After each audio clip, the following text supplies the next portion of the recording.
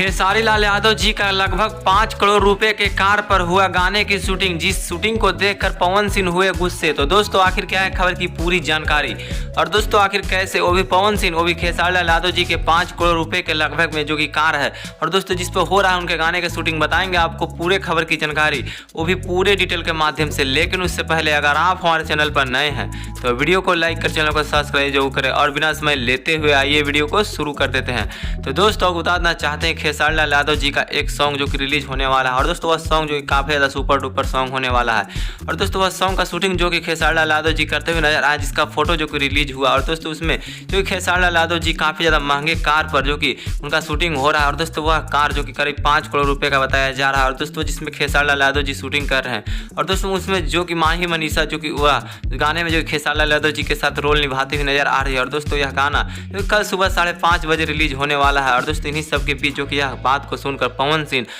के फैन जो गुस्से में दिख रहे हैं कि आगे खेसारी लाल यादव जी का इतना महंगा